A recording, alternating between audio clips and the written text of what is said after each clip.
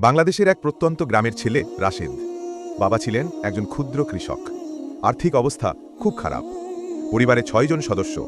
প্রতিদিনের খাবার জোগাড় করাই ছিল বড় সংগ্রাম।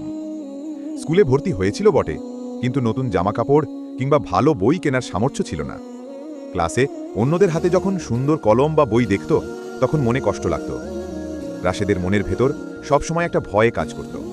হয়তো দারিদ্র্যের কারণে পড়াশোনা ছেড়ে দিতে হবে। অনেকেই বলতো, এসব পড়াশোনা দিয়ে কি হবে, একটা কাজে লেগে যাও। গ্রামের অনেক সমবয়সী বন্ধু পড়াশোনা ছেড়ে রিক্সা চালাতো বা মাঠে কাজ করত। কিন্তু রাশেদ আলাদা ছিল। সে বিশ্বাস করত, জীবন বদলাতে হলে শিক্ষাই একমাত্র পথ। মাধ্যমিক পরীক্ষার সময় টাকার টান চরমে ওঠে। বই কেনার টাকা নেই। তখন সে গ্রামেরই ছোট ছোট ছেলে মেয়েদের পড়াতে শুরু করে। সারাদিন মাঠে কাজ করত, রাতে পড়াতো আর নিজের পড়াশোনার জন্য জেগে থাকত।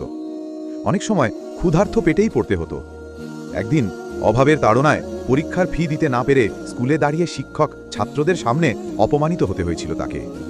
সেদিন সে প্রতিজ্ঞা করে, যত কষ্টই হোক আমি প্রমাণ করব গরিব বলে স্বপ্ন থেমে যায় না। দিন কেটে যায়। রাশেদ এসএসসি পরীক্ষায় পাশ করে খুব ভালো ফলাফল করে। কিন্তু সামনে এইচএসসি, টাকা কোথায়? এবারও হাল ছাড়ে না। টিউশনি বাড়ায়, বাজারে খালাসের কাজ করে। গ্রামের মানুষ হাসাহাসি করে বলতো, এমন কষ্ট করে পড়াশোনা করার কি দরকার? কিন্তু সে থামেনি। বিশ্ববিদ্যালয়ে ভর্তি হবার পর তার সংগ্রাম আরও কঠিন হয়ে যায়। ঢাকায় এসে বাসা ভাড়া, খাবার, বই সবকিছু মিলিয়ে জীবন হয়ে ওঠে দুর্বিষহ। অনেক সময় একবেলা না খেয়ে থাকতে হয়েছে। কখনো বন্ধুর পুরনো জামা পরে ক্লাসে গিয়েছে। কিন্তু পড়াশোনায় সে অবিচল ছিল। বছরের পর বছর সংগ্রামের পর একদিন রাশেদ ডাক্তার হয়ে গ্রামে ফিরে যায়।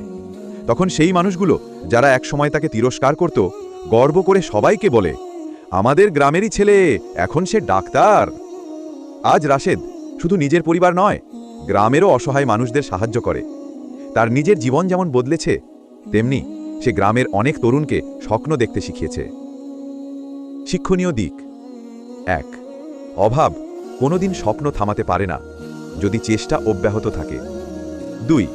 অপমানকে শক্তি বানাতে জানলে মানুষ অদম্য হয়ে ওঠে। ৩. শিক্ষাই একমাত্র হাতিয়ার যা দিয়ে ভাগ্য পরিবর্তন করা যায়। ৪. যে আজ হাসাহাসির শিকার, সেই একদিন গর্বের কারণ হতে পারে।